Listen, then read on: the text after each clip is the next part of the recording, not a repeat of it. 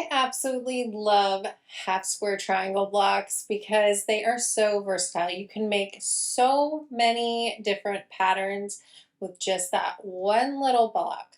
So I thought, how can I jazz up a half square triangle block? I think I figured it out. This easy block will give you so many possibilities in pattern layouts. You will just want to choose some low volume jelly roll strips and then some fun and colorful 5-inch squares. So you could grab a charm pack.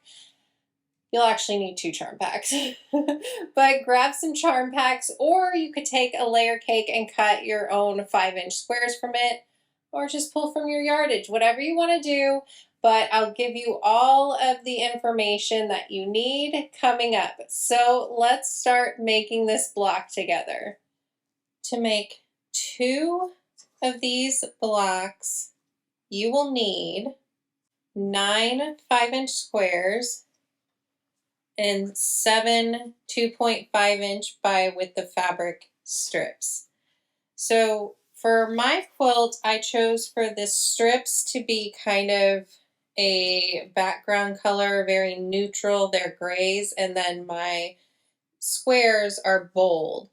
I really think you'll want some contrast here to get a fun design in your quilt. Now, you could cut these from your scraps, you could cut them from yardage, you could use pre-cuts.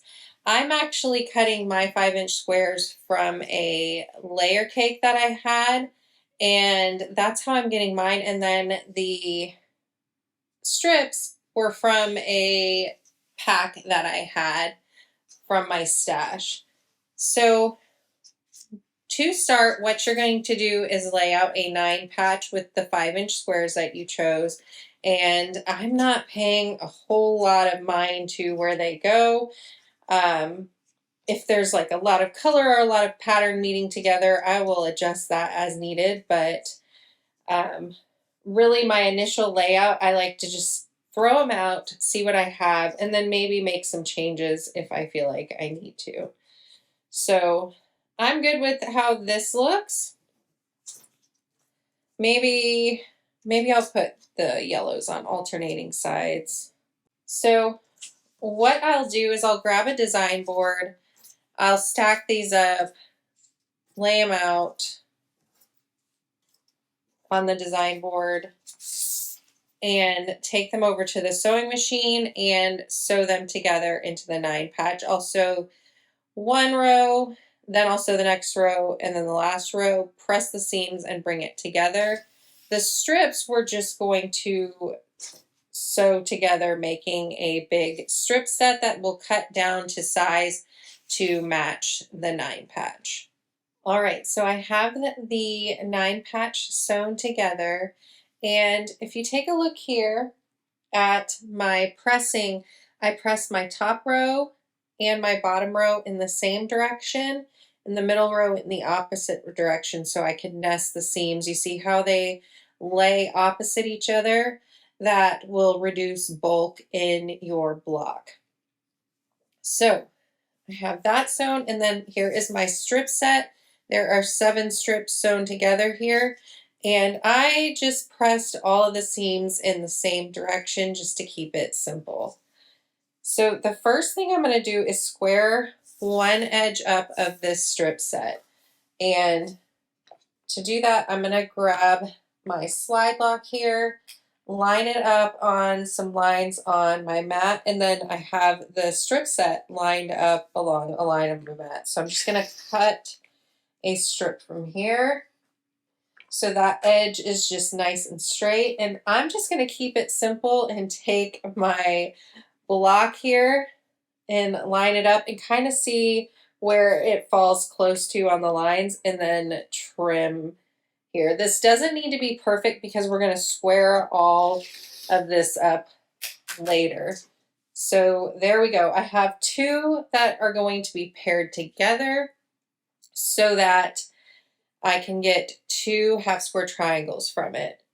All right, so what we're going to do is take our 9 patch And we are going to draw corner to corner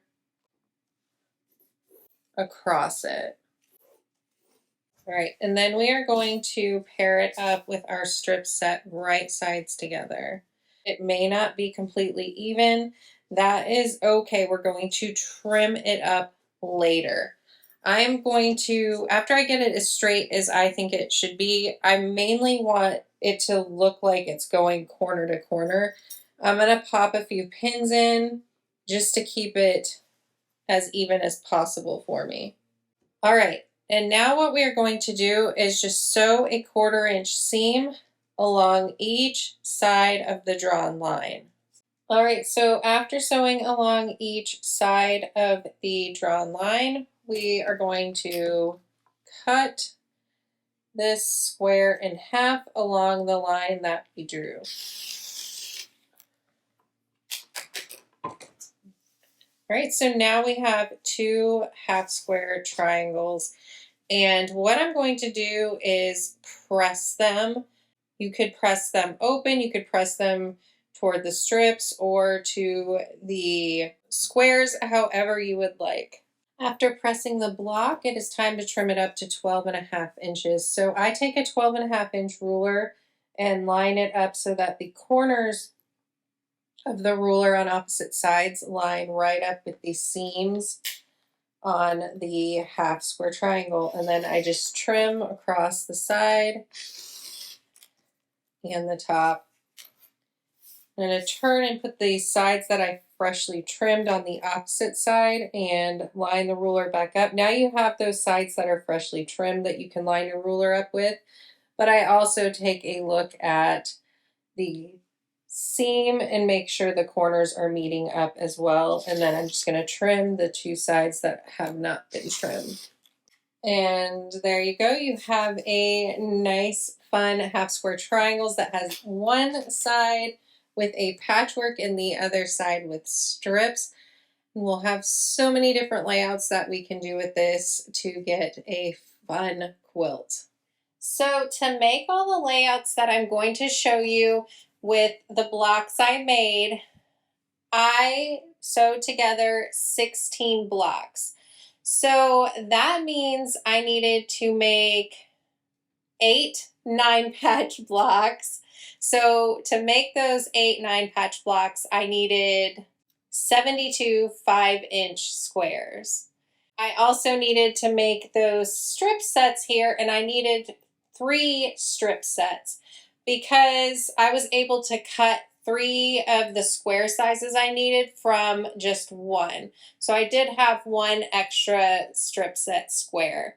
So to get all of those strip sets, I needed 21 2.5 inch by width of fabric strips or some extras from a jelly roll that you had. All right, so now that you have all the info for the amount of squares I made to get the pattern layouts, know that you could make more blocks if you want or less. You could just make a table topper if you wanted to, a smaller quilt. It's your quilt, make it as big or as small as you want. But I'm sure you want to see some of the layouts I came up with. So let's see them all. I laid out 7, but I'm sure there are more possibilities out there. So if you make any of these blocks and put together a different layout, I'd love to see it. So the first layout I did brings together the patchwork squares into 4 diamonds on the quilt. I love how they stand out nice and bold. And then I decided to turn them all and have the low volume diamond come together with the strips, and it kind of gives a completely different look to the quilt, and I thought it was a lot of fun. Now, as I show all these different layouts to you, I would love to hear which one you are liking the best, so be sure to let me know. I know I have a favorite. Can you guess which one is my favorite?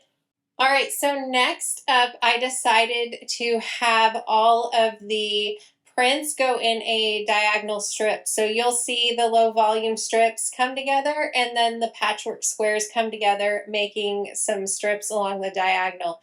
I really loved this layout and thought it was a lot of fun to see all the movement going through the quilt. Next up, I brought the patchwork squares together to make really big flying geese. And then of course I showed it in the same kind of layout, but with the strips coming together in that same orientation. Now the next layout here kind of makes some M's, and I thought this one was a lot of fun. What do you think of it? All right, and then last but not least, this layout brings all of the patterns together, kind of forming a big reversed V. They come together like triangle points, and I thought this one was a lot of fun.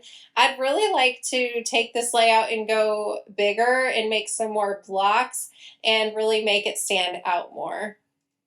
All right, so be sure to let me know which layout was your favorite. And I would also like for you to guess which one I am sewing together. Haven't quite got it finished yet because I'm not even sure yet which one I'm gonna choose. I have two that I really, really like, so I need to decide between them both and get it sewn together. All right, thanks so much for watching, and I'll see you in the next video. Bye.